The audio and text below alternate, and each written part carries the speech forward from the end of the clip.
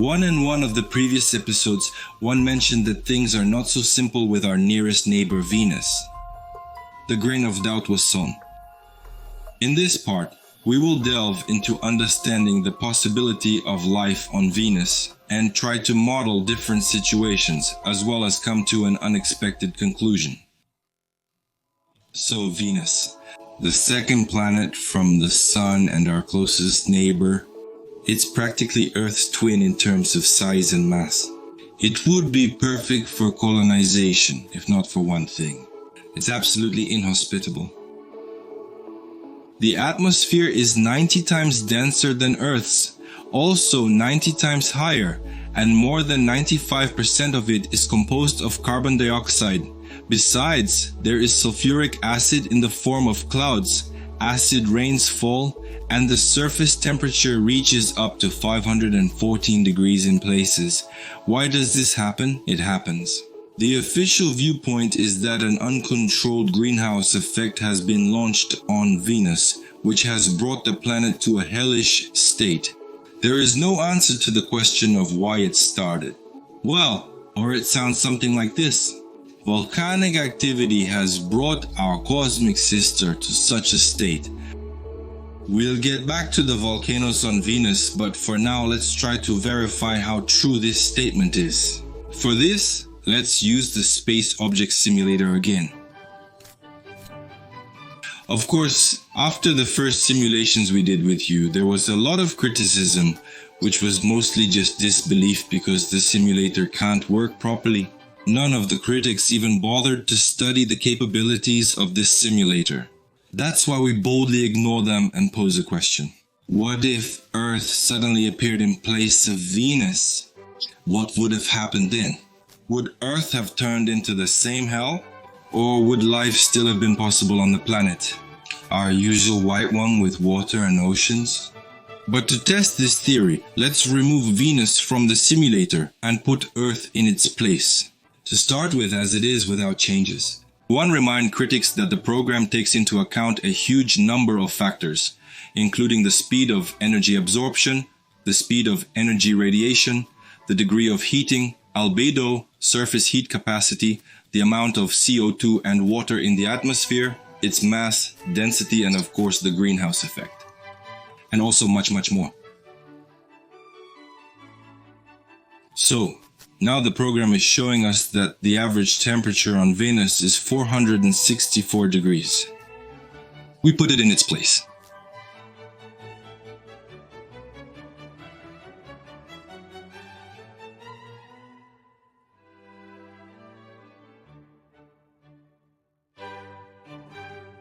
The Earth, we check that for now the average temperature on it is about plus 14 degrees, that is as it is now, and we start the simulator.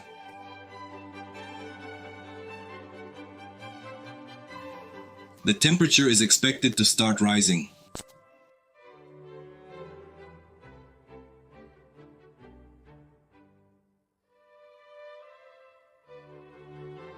After 20 years of simulation, the temperature is expected to have risen across the entire surface of the Earth, but not so critically that life would completely die out.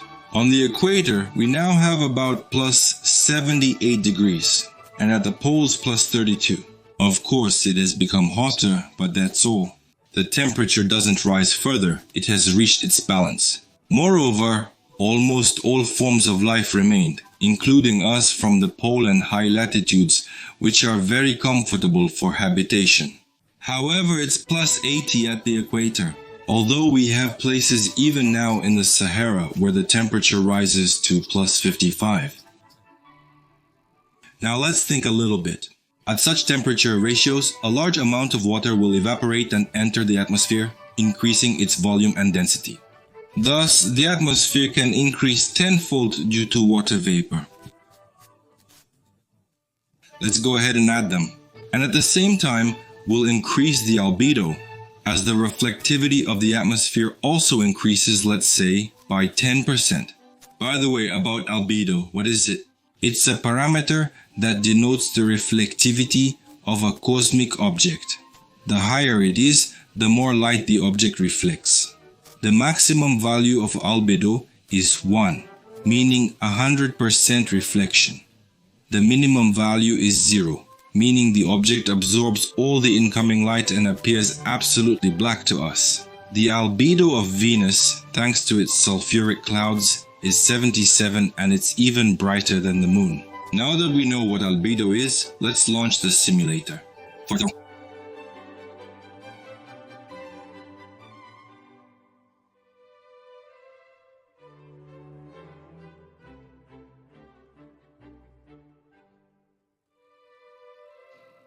After another 10 years of simulation in this mode, we see that the temperature has dropped. Now the temperature at the poles is only 23 to 24 degrees and at the equator plus 66. Let's go further. Let's correct the tilt of the Earth's axis and make it equal to 0. And let's launch it again, the simulation.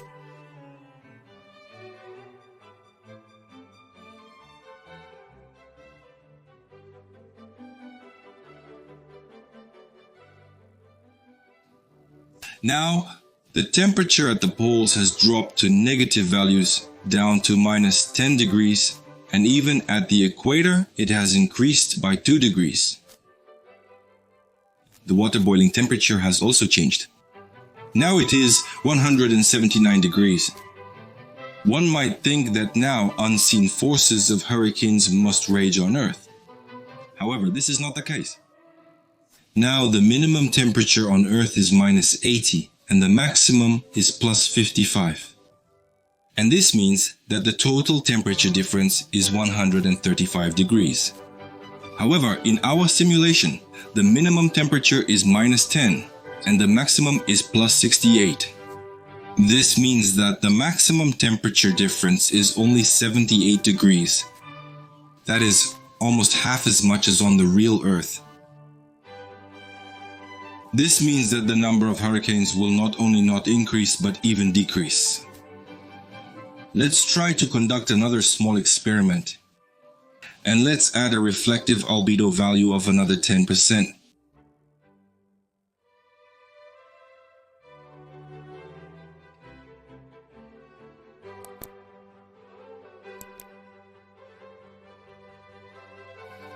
Now the temperature at the poles is minus 17 to 20 degrees. And overall across the planet it's from plus 38 to plus 52. The temperature difference is maintained within 72 degrees with enormous humidity. In other words, despite all the proximity to the sun and the greenhouse effect, Earth remained a quite hospitable planet. If not to say more, it could even be heavenly. Now you can live on it in any part.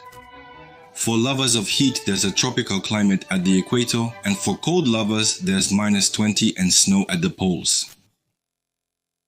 So Venus became such a hellish planet not because of the greenhouse effect. There was something else, something far more serious and destructive. Volcanism. The scientists themselves understand this problem perfectly well and are quietly, without any publicity, looking for a solution. And the only thing that can explain the current state of Venus from the point of view of official science is volcanism. According to scientists, it can fully explain both the temperature and the huge amount of carbon dioxide in the atmosphere, as well as sulfur dioxide. For the general public, radiolocation photos of lava rivers hundreds of kilometers long on the planet's surface are published. Also, all black and white shots are preemptively colored in bright orange so that no one even subconsciously doubts that there is a fiery hell on the surface. But here's the problem. There just aren't any volcanoes on Venus. That is, there are, but they're extinct. The last Akatsuki device was specifically directed into orbit for the purpose of searching for volcanoes. But no, there are a huge number of so-called volcanic structures. Among them are so-called novae, arachnoids, and coronae. All these structures are unique and characteristic only for Venus. They are not found on any other planet, and the conclusion about their belonging to volcanism was made only from speculative conclusions based on their external appearance, the course of lava flows, and the fact that they simply must be. As a decisive argument, the gigantic shield supervolcano Garamat is often mentioned, and even its magnificent footage is demonstrated. However, this is not its real view. In fact, it is artificially stretched upwards with the help of Photoshop, and this is not even hidden. In fact, it looks like this. Its slope does not exceed 1 degree. So why is it stretched upwards in all the shots? Yes, just to avoid unnecessary questions. By the way, about lava rivers. Similar lava rivers on Earth stretch for kilometers, rarely for tens of kilometers, but no more. The lava cools down and loses its fluidity. And what about Venus? On Venus, these lava flows go on for hundreds of kilometers. However, for the lava to flow like a river, it must have a temperature above 900 degrees. And at 450 degrees, it already begins to lose its plasticity and solidifies. That's why the surface of Venus in photos is colored in orange-red, so that no one would ask themselves, what is that flowing there? And yet again, scientists do not know the answer to this question. Therefore, it is assumed that volcanism on Venus ended quite recently, literally just now. And according to a well-established tradition, official scientists present their assumptions as proven fact. There is nothing left to do but to officially declare Venus the youngest planet in the solar system, on which the period of volcanic formation has just ended. There are no active volcanoes at all. Let's not invent anything new, but just look, for example, at the largest volcano on Venus, Mount Mott. It has hundreds of kilometers in diameter, and the slopes are gentle, with the slope slightly more than 1 degree. Nevertheless, lava rivers flow from it, or rather, flowed for 400 kilometers and more. And this means that the temperature of the lava in the flow was maximum, that is about 1200 degrees and maybe even more. And along the entire length of these 400 kilometers, these flows did not cool down at all. Imagine a river, a regular mountain river. What is the maximum speed of the water flow in it?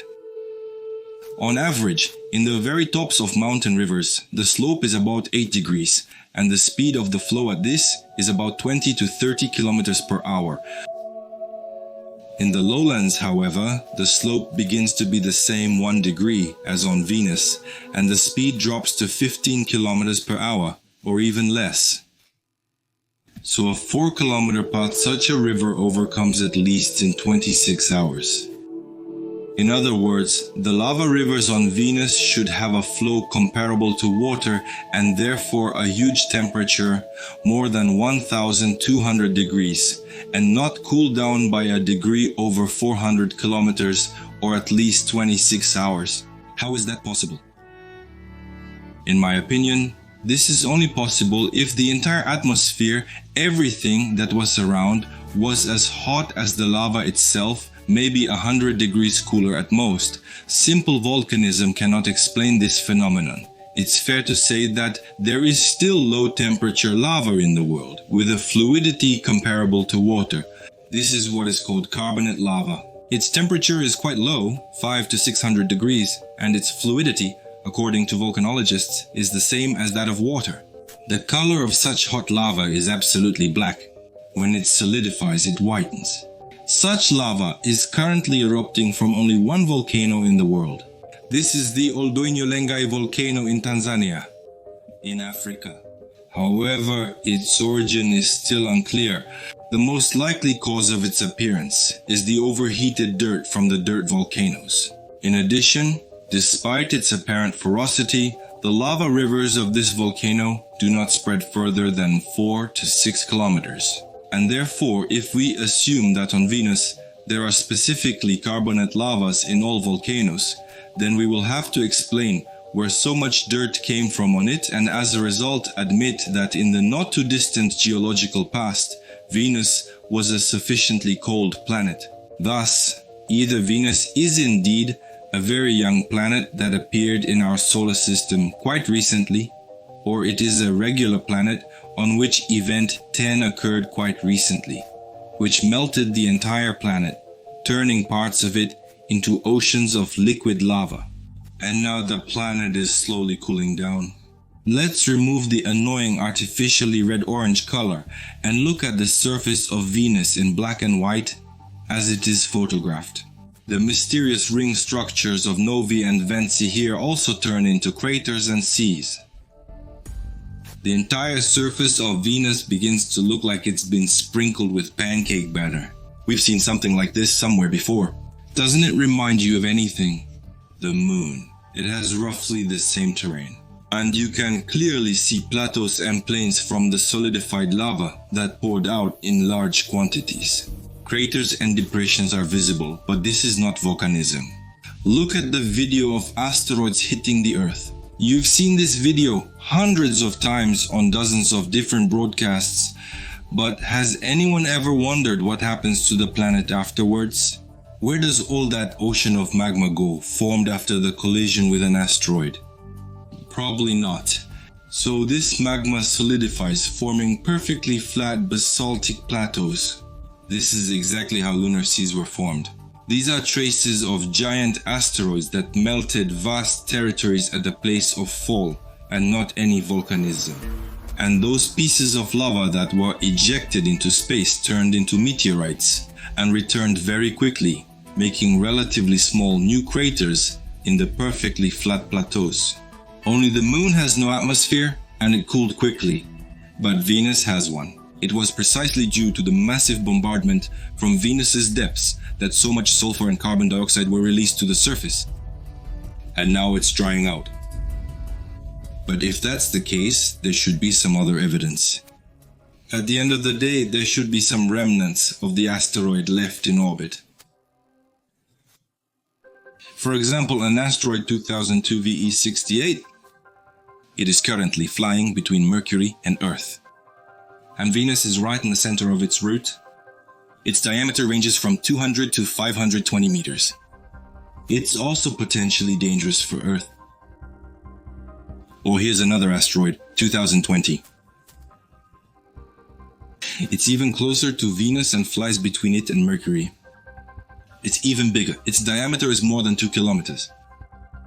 Fortunately, despite the fact that it constantly falls into the gravitational field of either Venus or Mercury, it has taken a fairly stable orbit. One entered its accessible parameters into the simulator and calculated its trajectory. For the next 1,000 years, it's not going anywhere. He got lucky, others were less fortunate. They fell on Venus. Cosmic evidence supports this. Over the course of the 17th and 18th centuries, astronomers repeatedly observed Venus's satellites, which then disappeared somewhere. From the year 1770 to the year 1890, more than 30 observations of satellites were registered by at least 20 astronomers. Among them were Francesco Montana, Cassini, Short, Mayer, Lagrange, Jacques Montaigne, Schouten, Rudquiat, Montbaron, Christian Haribu, Arts, Bernard, and many others. But after 2 or 3 fixed observations, the satellites mysteriously disappeared. And yet, official science prefers to think that many visible astronomers have been mistaken for 120 years. What if there was no mistake at all? What if the satellites really existed, but in the end they simply fell on Venus, thereby turning it into a hellish furnace, and the astronomers recorded their last moments? Friends, none of us are afraid of mistakes, and if you see a flaw in my logic, then without hesitation, clearly, literally, and without caps, leave your angry comment under the video.